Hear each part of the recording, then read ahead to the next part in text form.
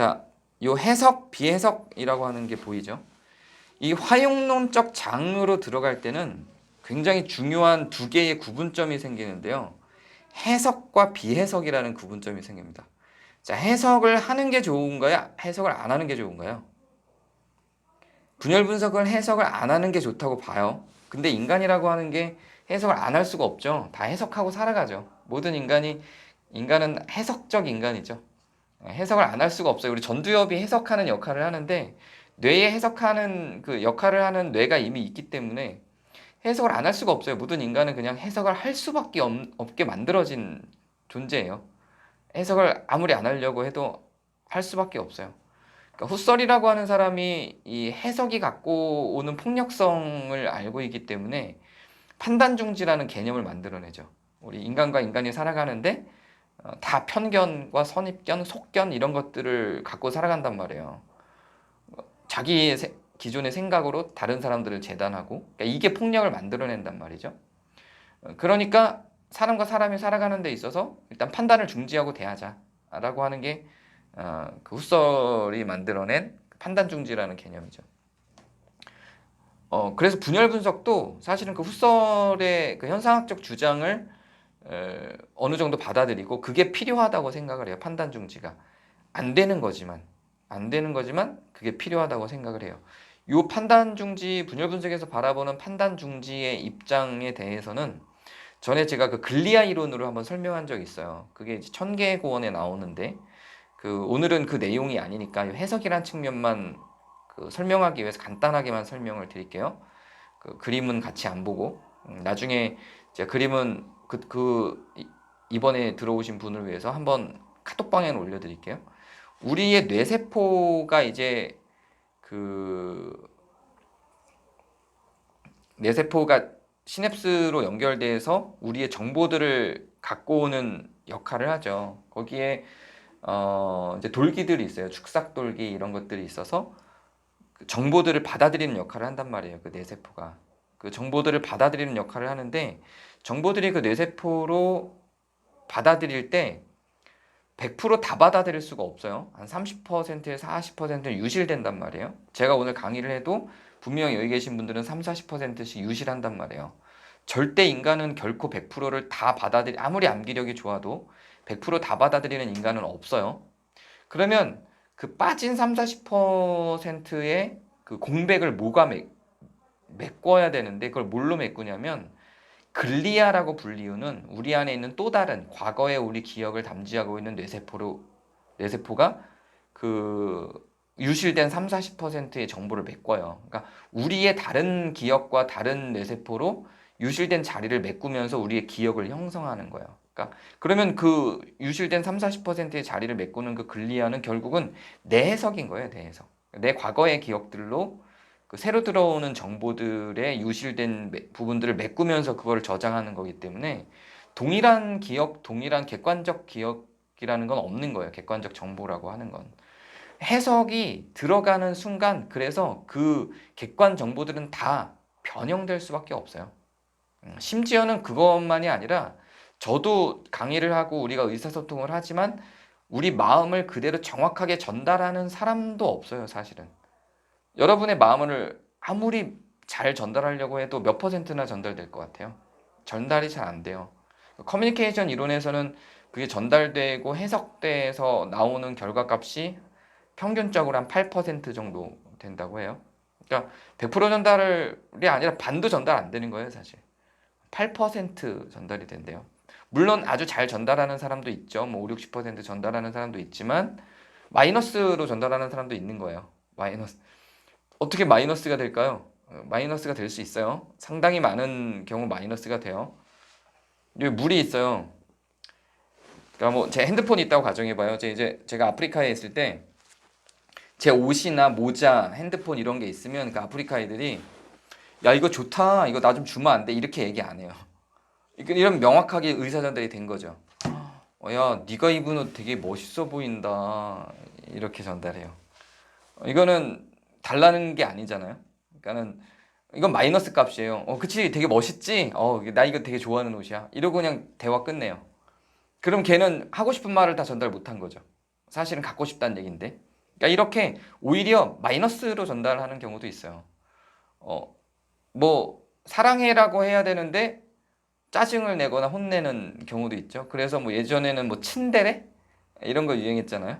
사랑한다는 표현을 오히려 약간 쏘아붙이듯이 하는 그런 거. 뭐 야 이거 오다 주웠어. 뭐 이렇게 던져주는 거. 좀 예쁘게 야 이게 내가 널 위해 준비했어. 이렇게 하면 되는데 그렇게 안 하고 야 오다 주웠어. 뭐 이렇게 그 소통을 정확하게 하지 않는 그런 사람들이 있죠. 그러니까 오히려 그거는 커뮤니케이션에서 마이너스 값을 갖고 오는 경우죠. 그러니까 이게 정확하게 전달이 안 돼요. 전부 해석이 들어가죠. 근데 그래서 해석이 들어가는 두 개의 유형과 해석을 하지 않는 두 개의 유형이 있는데, 그래서 총 그 네 개의 그 언표 배치 유형이 있는 거예요. 총 네 개의 유형이 있는데, 해석적 A라고 돼 있는 거는 유비적 유형이죠. 유비라고 하는 거는 똑같이 흉내내는 거예요. 비슷하게 흉내내는 걸 유비적이라 그래요. 요게는 아주 전형적인 해석의 장이에요. 이게 아까 처음에 설명했던 영토화의 장의 대표적인 소통 방식이에요. 영토화에서는, 즉 영토성에서는 우리가 다 규칙을 갖고 있잖아요. 전부 규칙을 갖고 있기 때문에 모델이 있어요. 그래서 그 모델을 다 흉내내고 그걸 반복하면서 소통을 해요. 그게 유비적이에요. 어떻게 해야 돼? 라고 하는 롤이 있어요. 롤 모델이 있어요. 그래서 그대로 다 해야 된다고 생각을 해요. 그게 유비적이에요. 여기에는 이 영토가 부여한 의미가 기능이 되죠. 의미론하고 의미화가 좀 달라요. 이따 설명할 거예요. 영토가 부여한 의미론이 있어요. 이게 유비를 하게 만드는 전체 의미가 있다고요. 아버지 하면 뭐가 떠올라요? 가장. 가장의 의미가 딱 있어요. 이거는 그래야 되는 거예요. 가장은 돈을 벌어야 되고 그 집안의 경제를 책임져야 되고 엄마는 살림을 해야 되고 이게 다 의미론이에요. 다른 엄마, 나도 자라면서 엄마를 지켜봤는데 우리 엄마도 살림했거든요. 우리 아빠도 돈 벌어 왔거든요. 그 유비적으로 다 똑같이 행동하는 거예요. 학생은 형을 보니까 학교를 다니네. 8살 되면 학교를 가네. 이게 다 유비적이 똑같이 반복하죠. 그리고 거기에 의미를 사회가 딱 부여하죠. 이게 의미론이에요. 그걸 중심으로 해석하죠. 어떻게 해석하죠? 해석의 장으로. 쟤는 학교 안 가. 쟤 이상해. 전부 다 해석되죠. 그 유비를 통해서 전부 해석하죠. 그래서 이런 언표 배치들은 다 집단적이고 영토화돼 있어요. 여기서 주체적이라고 하는 거는 긍정적 의미의 주체성 생산은 아니에요. 여기서 주체적이라고 하는 건 사회가 구성해 놓은 대로 닮아가는 주체를 의미하는 거예요.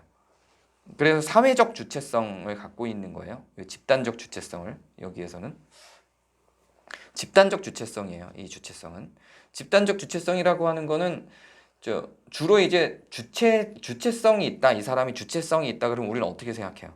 말 잘하고 주체성 있는 사람, 자기 주도적이고 뭔가 훌륭해 보이고 이런 게 이제 주체성이 있다고 보이잖아요. 근데 이것도 주체성일 수 있어요. 말 안 하고 사람들이 말 시켜도 되게 힘들어하고 말하기 싫어하고 이것도 주체성이에요. 왜죠? 그 사람을 표현한 거예요. 주체성이라고 하는 거 원래 그 자기를 표현하는 거기 때문에 그게 자기니까 자기를 표현한 거니까 그것도 주체성이거든요. 근데 주체적이라고 할 때 우린 그렇게 생각 안 하죠. 사회가 규정해 놓은 어떤 모델이 있어요. 그 주체적이라고 생각해요. 뭔가를 잘해야 돼요.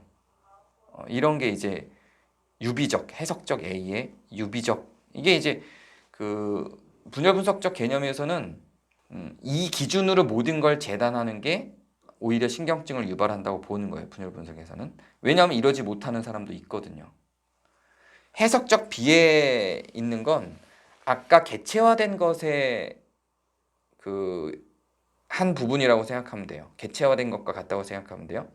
이거는 아까 기표적이라고 했죠. 개체화된 것도 마찬가지로 기표적이에요. 해석적 개체화는 언어적이고 기표적인데 얘네는 의미화가 돼요. 무슨 말이냐면 사회가 규정해 놓은 의미론이 있어요. 즉 학생은 공부를 잘해야지. 이게 사회가 규정해 놓은 의미론이에요.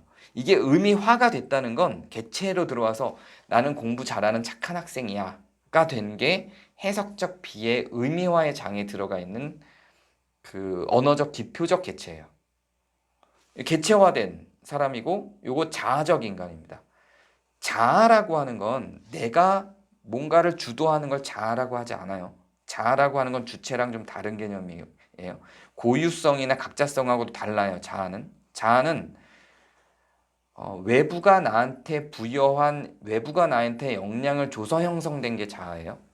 그래서 자아는 야, 넌 착해, 멋있어, 잘생겼어, 훌륭해 이 얘기를 계속 듣고 자란 사람들은 그 영향으로 그렇게 착하고 훌륭하게 살려고 노력하는 사람이 되면 그게 그 사람의 자아가 되고, 너 왜 이렇게 못났어? 왜 이렇게 게을러? 왜 이렇게 바보 같아? 계속 이렇게 얘기를 한 사람은 그런 못나고 바보 같은 자아가 되고, 이게 자아예요. 자아라고 하는 건 타자의 언어와 시선에 의해서 만들어지는 게 자아예요. 그러니까 자아적이라고 하는 거는 타자들의 영향권 아래에 있다는 얘기예요. 자아적이라고 하는 건 뭔가 이렇게 각자성을 갖고 있는 고유한 자율적 인간을 얘기하는 게 아니에요.